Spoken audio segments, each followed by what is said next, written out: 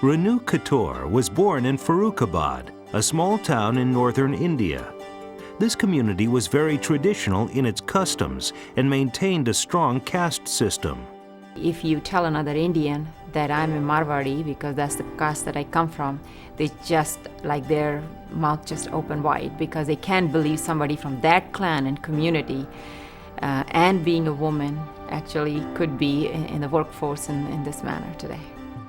Renu was raised with two siblings and lived in a large home made possible by her father's successful legal business. In fact, in her extended family were many lawyers. I always admired my father for the way he handled the most difficult situations. But then I think my mom had a great influence on me because she's the one who never let me feel that I was a woman and I couldn't do certain things. I mean, for her, I was as important, my education was as important, my exams were as important as my brothers. In the traditional manner of her region, Renu attended an all-girls school until the 9th grade, at which point students made a choice between higher education in commerce, science, or liberal arts. She wanted to go into the law or medicine, but her father was against such professions for a girl. Luckily, a liberal arts school for girls, Kanpur University, opened nearby, and she enrolled with the goal to be the very best. The only one thing I wanted to do, that was my obsession, passion, and that was to get the highest degree possible. Why? I can't tell you because I didn't have any role model to see, but that was just one of the things that attracted me like magnet. A door to a master's degree opened when she received a special Indian government scholarship. The only problem was that it meant she would have to leave home for Allahabad University. When I won that, I told my dad, I mean, look, even the government of India understands that I should do higher education. I should go for it. So my father and I, we had several arguments, and many members of my family, they did come along on my side. And I finally went to Allahabad University.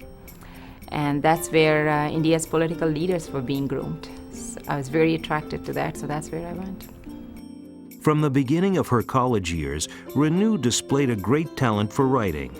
The subjects she tackled were drawn from the turbulent times in India.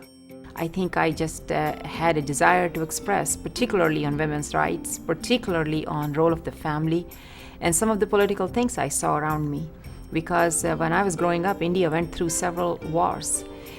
However, I didn't have an outlet for it, so that's how I think I took on writing and just sent my poem for publishing. And I was 15 years old when the first one got published, and I think that was the time my dad paid attention and said, "Oh my goodness." Renu's father was paying attention when another milestone approached. 9 months into her master's at Allahabad University, he decided to commence the process for an arranged marriage for Renu.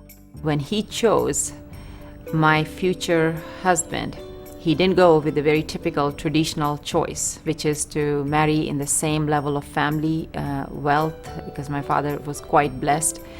He's figured out that I'm one of those people who's going to need her own space to grow. So he looked for somebody who was going to provide me space, and sure enough, his gamble turned out very good.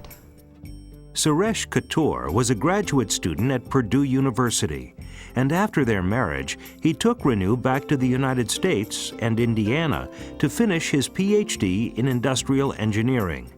For the 19-year-old Renu, her whole world was changing.